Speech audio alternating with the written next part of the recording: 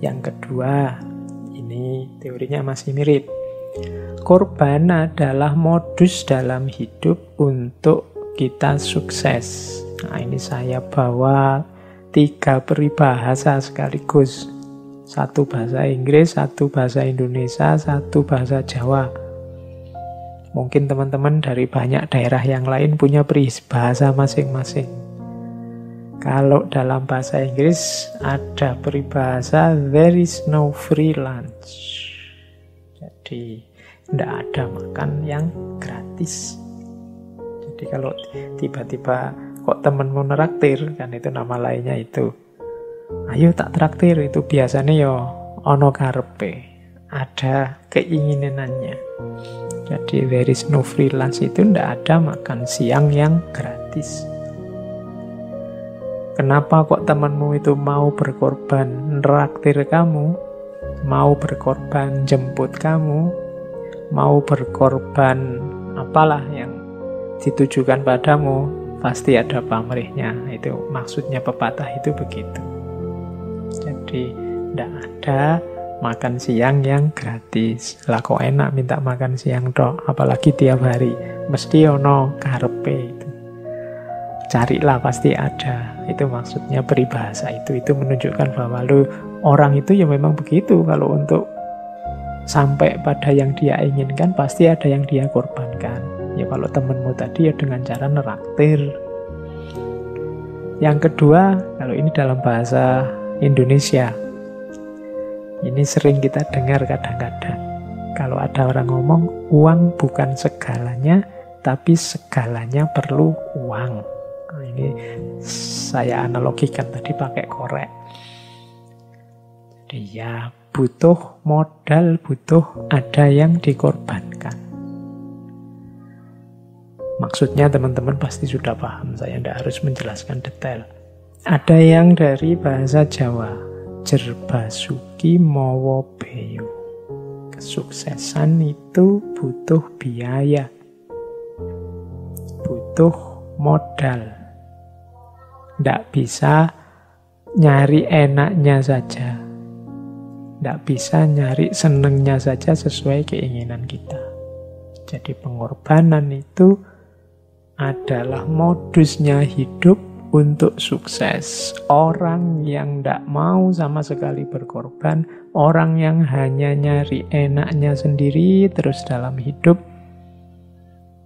hati-hati, kemungkinan dia susah nanti suksesnya. Kenapa? Karena kesuksesan itu butuh pengorbanan. Jerbasuki mawa beyo. Apalagi hari ini ya, kalau teman-teman mahasiswa, teman-teman pelajar itu kan sedang galau luar biasa di era COVID ini karena ada biaya tambahan untuk belajar, yaitu online, butuh kuota.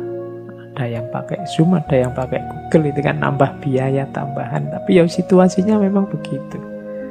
Anggap saja wong mau ndak mau ya harus kita jalani, diniati saja bahwa itu jihad kita, pengorbanan kita. Semoga nantinya akan lahir kesuksesan-kesuksesan yang menyusul karena rahmatnya Allah, sayangnya Allah melihat jerih payah kita hari-hari ini.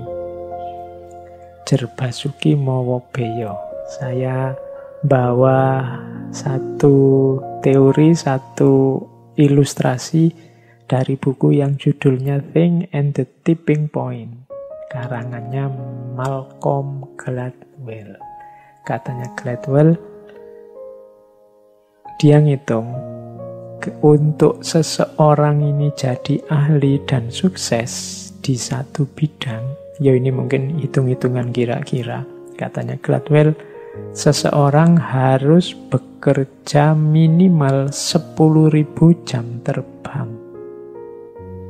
Kalau dihitung secara matematika, 10.000 jam terbang itu, kalau kita kerjanya 8 jam sehari, seminggu 5 hari, Sabtu minggunya libur, itu butuh waktu sekitar 4-5 tahun untuk jadi ahli.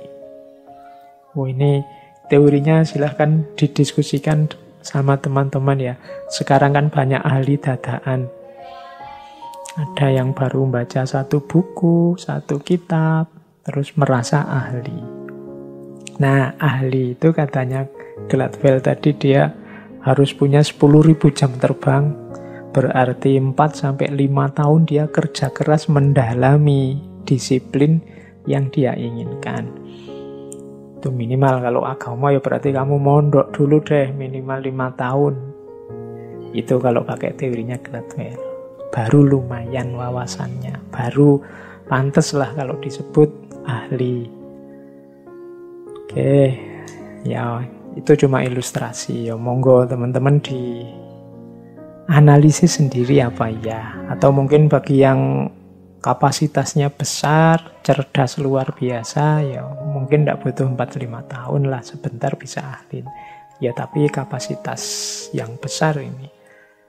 Kapasitas ini kan setiap orang beda-beda. Mungkin ada yang lebih lambat. Karena mungkin disiplinnya susah atau kapasitasnya tidak terlalu besar. Tapi yang jelas tetap butuh kerja keras dan pengorbanan. Inilah modusnya sukses dalam hidup.